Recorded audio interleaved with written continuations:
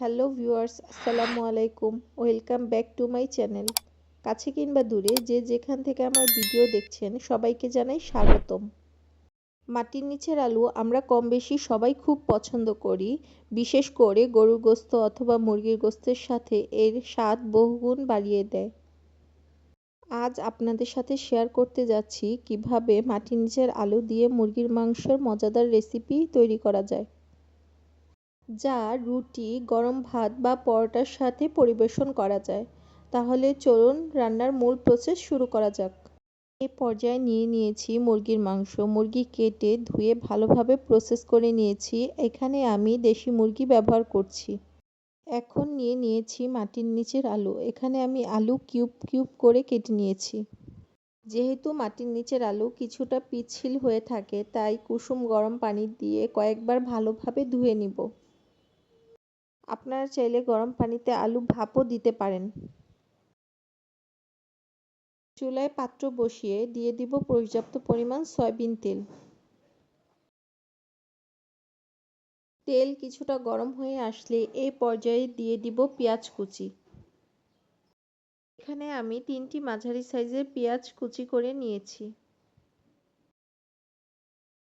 তেলে পেঁয়াজ কিছুক্ষণ ভাজার পর যখন হালকা ব্রাউন কালার হয়ে আসবে এই পর্যায়ে দিয়ে দিব মশলা। এখানে আমি তেজপাতা, এলাচ, দারচিনি, লবঙ্গ ও গোলমরিচ দিয়েছি।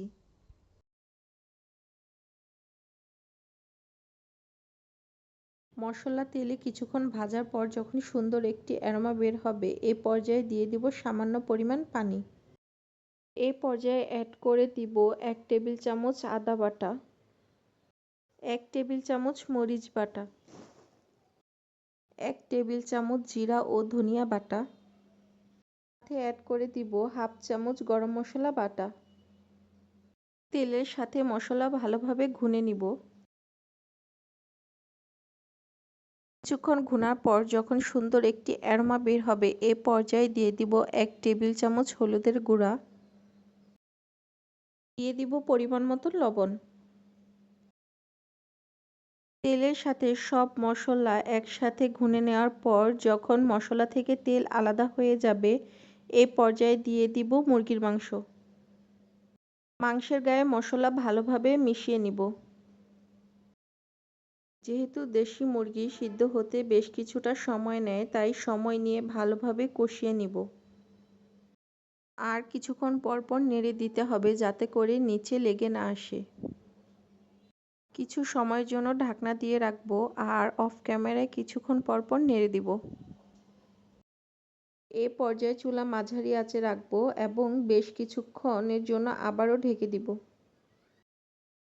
মুরগির মাংস যখন ভালোভাবে কষানো হয়ে যাবে এ পর্যায়ে দিয়ে দিব আগে থেকে কেটে রাখা আলু।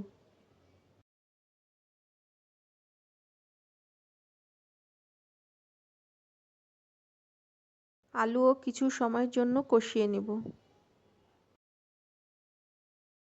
এ পর্যায়ে অ্যাড করে দিব গরম পানি। আপনারাও চেষ্টা করবেন গরম পানি ব্যবহার করার, এতে করে মাংস সফট হয় এবং তরকারির স্বাদও বহুগুণ বৃদ্ধি পায়। এ পর্যায়ে চুলার তাপ বাড়িয়ে দিব এবং প্রয়োজন অনুসারে ঝোল কমিয়ে নিব।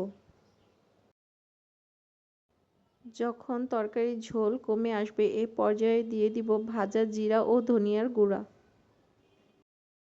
এভাবেই খুব সহজে তৈরি করে ফেলতে পারবেন মজাদার মাটির নিচের আলু দিয়ে মুরগির মাংস রান্নার রেসিপি। আমার রেসিপি যদি আপনাদের ভালো লেগে থাকে অবশ্যই লাইক, শেয়ার ও সাবস্ক্রাইব করে দিবেন। ভবিষ্যতে আরও মজার মজার রেসিপি পেতে অবশ্যই বেল আইকনে ক্লিক করে দিবেন। আর কারো মনে যদি কোনো ধরনের প্রশ্ন থেকে থাকে অবশ্যই কমেন্ট বক্সে কমেন্ট করে যাবেন।